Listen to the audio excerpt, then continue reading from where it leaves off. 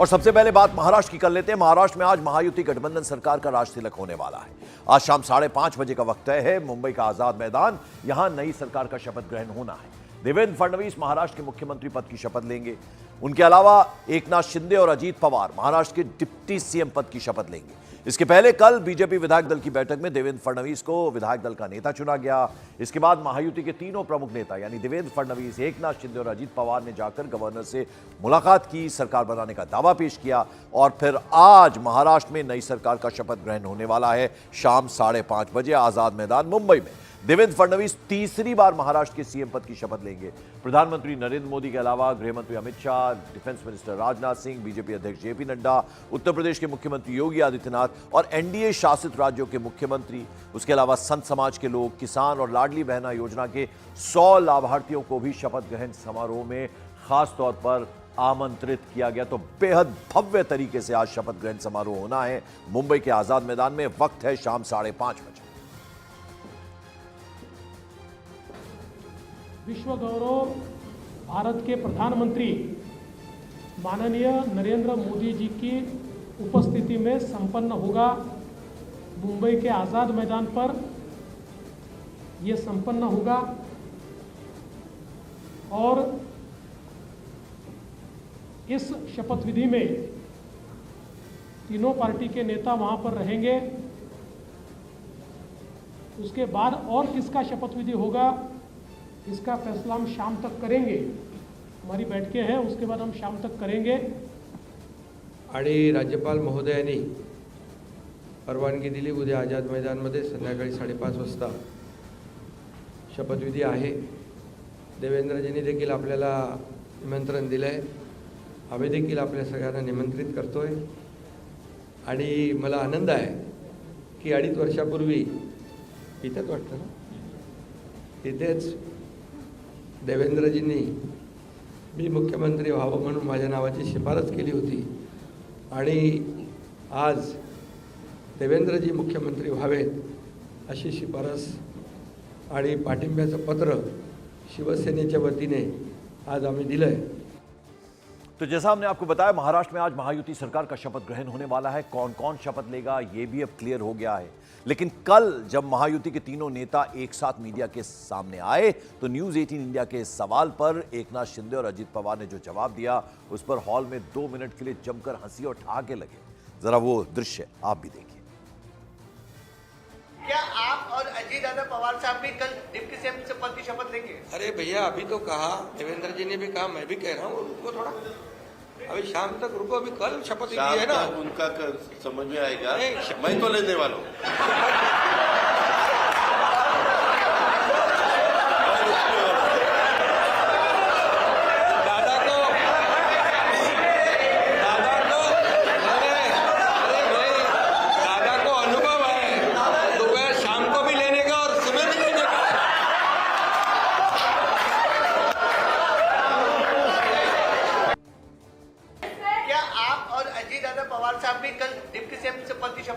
अरे भैया, अभी तो कहा, देवेंद्र जी ने भी कहा, मैं भी कह रहा हूँ, रुको थोड़ा, अभी शाम तक रुको। अभी कल शपथ ली है ना, उनका समझ में आएगा।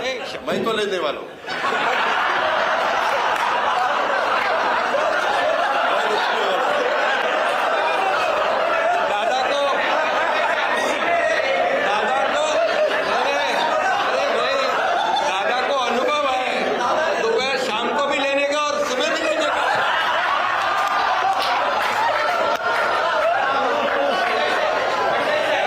तो आज शाम 5:30 बजे देवेंद्र फडणवीस का राज तिलक होने वाला है। एक बार फिर से महाराष्ट्र के सीएम बनने जा रहे हैं। लेकिन फडणवीस के शपथ ग्रहण से पहले उनका महाराष्ट्र विधानसभा में दिया गया एक बयान सोशल मीडिया में छाया हुआ है।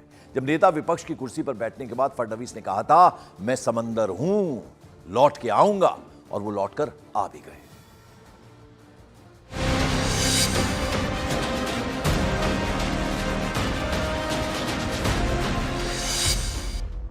सर्वानुमते यानी कि सर्वसम्मति से देवेंद्र फडणवीस जी को पार्टी के नेता के रूप में घोषणा करता हूं और नेता घोषित करता हूं।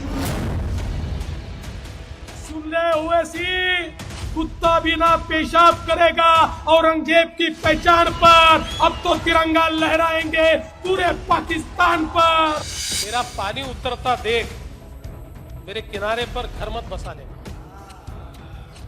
मेरा पानी उतरता देख मेरे किनारे पर घर मत बसा लेना। मैं समंदर हूं, लौट कर वापिस आऊंगा। भले ही ये बयान साल 2019 का है, लेकिन इस बयान में छिपी है देवेंद्र फडणवीस की राजनीतिक कुशलता, उनकी जिजीविषा, उनकी कर्मठता, उनकी सौम्यता, उनकी सरलता। और आज देवेंद्र फडणवीस का यही रूप उन्हें महाराष्ट्र की सत्ता का वो किरदार बनाता है जो अपने राजनीतिक दांव पेचों से विद्रोह और विरोधियों के किले को ध्वस्त कर सकता है। अब से कुछ महीने पहले जब लोकसभा चुनावों के नतीजे आए, तब बीजेपी दहाई का आंकड़ा भी हासिल नहीं कर सकी थी। ऐसे में देवेंद्र फडणवीस के राजनीतिक भविष्य को लेकर तरह तरह के कयास लगाए जाने लगे थे, लेकिन वक्त और बाजी ऐसी पलटी कि महायुति के नतीजे देखकर सियासी पंडितों की आंखें भी चौंक गई। आणि महाराष्ट्राने जे मॅन्डेट या ठिकाणी आपल्याला दिलेलं आहे, खरं म्हणजे महाराष्ट्राच्या जनतेला मी साष्टांग दंडवत घालतो अशा प्रकारचं मॅन्डेट महाराष्ट्राच्या जनतेने आपल्याला दिलेलं आहे। इन नतीजों ने महाराष्ट्र की राजनीति का भविष्य तय कर दिया था। इन आंकड़ों ने इशारा कर दिया था कि महाराष्ट्र की सत्ता का अगला सिरमौर कौन होने वाला है। इन नतीजों ने जता दिया था कि राजनीतिक बाजी को पलट देने वाले को देवेंद्र फडणवीस कहा जाता है। सर्वप्रथम आपल्या सर्वांचे मी आभार मानतो की आपण एकमताने या ठिकाणी विधिमंडळ गटाचा नेता म्हणून माझी निवड केली। साल 2014 के विधानसभा चुनावों से पहले ही देवेंद्र फडणवीस मृदुभाषी नेता के तौर पर अपनी पहचान बना चुके थे। महाराष्ट्र में मुख्यमंत्री पद के लिए हमेशा से वो पहली पसंद रहे हैं। पीएम नरेंद्र मोदी के उन पर विश्वास को ऐसे ही समझा जा सकता है कि भरी सभाओं में मोदी देवेंद्र फडणवीस का जिक्र करते रहे हैं। मैं श्री एकनाथ शिंदे जी, मेरे परम मित्र देवेंद्र फडणवीस जी, भाई अजित पवार जी, उन सब की भी भूरी भूरी प्रशंसा करता हूं। इतना ही नहीं, प्रधानमंत्री नरेंद्र मोदी की तरह अमित शाह भी देवेंद्र फडणवीस पर अटूट विश्वास करते हैं। देवेंद्र फडणवीस जनसंघ और बाद में बीजेपी के नेता रहे।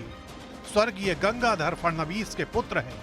वो गंगाधर फडणवीस जिन्हें नितिन गडकरी अपना राजनीतिक गुरु कहते हैं।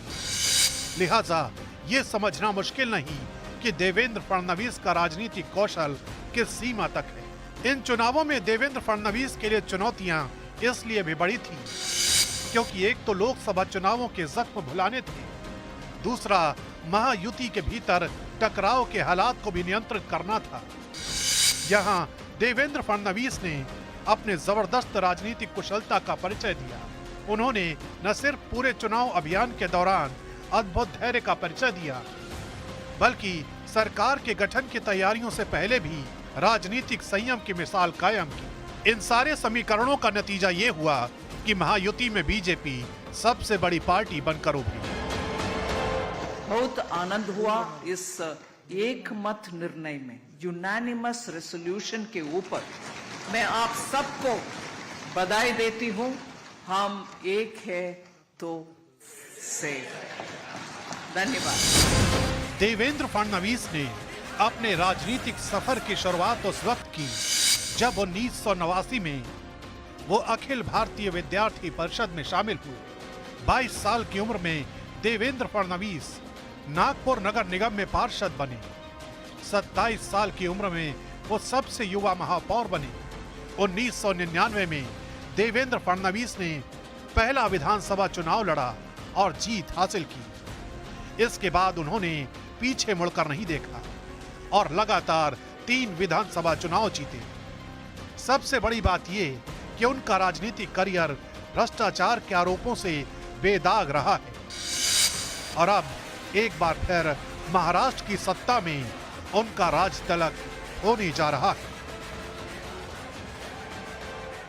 आपको ये भी बता दें कि महाराष्ट्र के मुख्यमंत्री के रूप में आज देवेंद्र फडणवीस के शपथ ग्रहण समारोह से पहले सुरक्षा व्यवस्था बेहद सख्त कर दी गई है। मुंबई पुलिस के मुताबिक 5 अतिरिक्त आयुक्तों, 15 डीसीपी, लगभग 700 अधिकारियों और 3000 पुलिसकर्मियों की तैनाती कर दी गई है। इसके साथ ही बीडीडीएस और क्यूआरटी टीमों को भी सुरक्षा व्यवस्था में शामिल किया गया है। मुंबई पुलिस के मुताबिक आज के इस कार्यक्रम पर करीब 8000 से भी ज्यादा सीसीटीवी कैमरों से बाकायदा निगरानी की जाएगी। तो सुरक्षा के इंतजाम चाक चौबंद हैं। सिक्योरिटी एकदम टाइट कर दी गई, यानी परिंदा भी पर न मार सके, इस तरह के इंतजाम आज किए गए हैं। शाम 5:30 बजे भव्य कार्यक्रम होना है शपथ ग्रहण का, जिसमें प्रधानमंत्री नरेंद्र मोदी, गृह मंत्री अमित शाह और डिफेंस मिनिस्टर राजनाथ सिंह भी शामिल होने वाले हैं।